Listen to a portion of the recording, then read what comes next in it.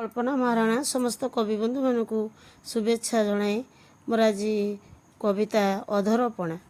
अधरपणा नीति पालन हुए सुनावेश पर दिन रे, छेना गुड़ कदली महुन बात दही सुखिला पाचिला फलमूल रे, संध्या समय को लंबा हांडी रे पणा भरी तिनी ठाकुर को मुह पाखरे रखी दियंती सेवक माने भोग लगाई भांगी दियंती बाड़ी रे।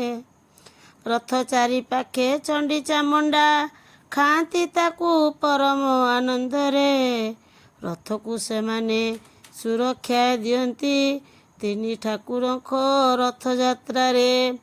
लक्ष लक्ष भक्तों समावेश हुए सेमाने मध्य ताकू पांती, तुलसी माल को पाइबा पाई हाथ बढ़ाई थांती अनुग्रह रे।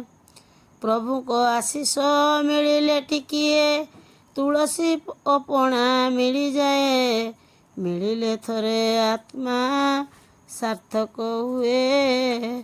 पूजकों को दक्षिणा देई मन को शांति मिले, प्रभु को आशीष मिलिले टिकिए तुलसी अपना मिली जाए, मिलिले थरे आत्म सार्थक हुए। पूजकों को दक्षिणा देई मन को शांति मिले। प्रभु को एई मानवीय लीला रे आमे समस्ते बंधा होई थाऊ, शुभ कर्म करिला बेले पूर्व पुरुष बंधु को प्रीति भोजन देई थाऊ।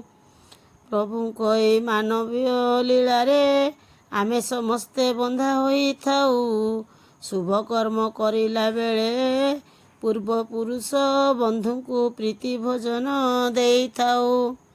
अधरपणा नीति पालन हुए सुनावेश पर दिन रे, छेना गुड़ कदली महु नबात दही सुखिला पाचिला फलमूल रे, सुखिला पाचिला फलमूल रे।